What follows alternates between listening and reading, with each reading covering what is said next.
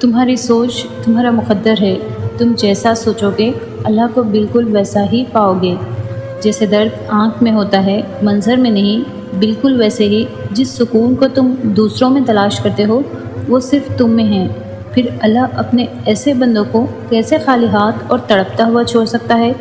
جس نے ہر حال میں بھروسہ رکھا ہو، کبھی نا امید نہ ہوا ہو اور دعا جاری رکھی ہو۔ تو جو چیزیں اب بھی تمہیں سجدہ کرنے پر مجبور کر رہی ہیں، وہ چیزیں اس کی جانب سے تحفہ ہے۔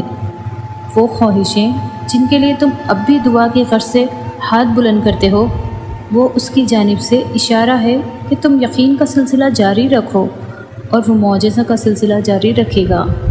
تمہاری جس دعا کی وجہ سے اللہ کو تم اتنے پیارے لگتے ہو، تو ایسی دعا تو ساری زندگی بھی قبول نہ ہو تو سکون رہتا ہے، یہ سوچ کر کہ اللہ کو میرا روز انتظار ہوتا ہے۔ تمہارا ہاتھ اٹھا کر اللہ سے مانگنا کوئی عام بات نہیں ہے، خوش نصیب لوگوں کو ملتی ہے یہ توفیق۔ تو قبولیت میں دیری پر پریشان ہونے کے بجائے اپنے خوش قسمتی پر اللہ کا شکر ادا کریں۔ یہ شکر تمہیں دعاؤں کی قبولیت تک لے جائے گا۔ مانگنے کا حق اس نے ہمیں دیا ہے، جب اس نے سورۃ آل عمران میں فرما دیا ہے کہ دعا پہاڑوں کو بھی ان کی جگہ سے سرکا سکتی ہے، تو قبولیت کا تو شک بنتا ہی نہیں۔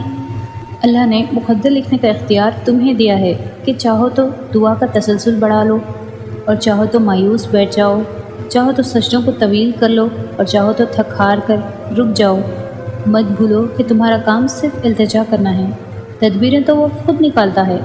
ایسا نہیں ہے کہ لکھا ہوا نصیب بدل نہیں سکتا، ایسا نہیں ہے کہ جو چھین گیا وہ اب واپس نہیں مل سکتا۔ جو چیز اللہ نے تمہارے لیے لکھ دی ہے، اگر 7 زمینوں اور 7 آسمانوں میں رہنے والی ہر شے ایڑی چوٹی کا زور بھی لگا لے، تب بھی وہ تمہاری اور اس کی راہ میں رکاوٹ نہیں بن سکتی۔ پھر وہ یہ نہیں کہتا کہ اب آئے ہو تو میری بات کرو، میری بات سنو۔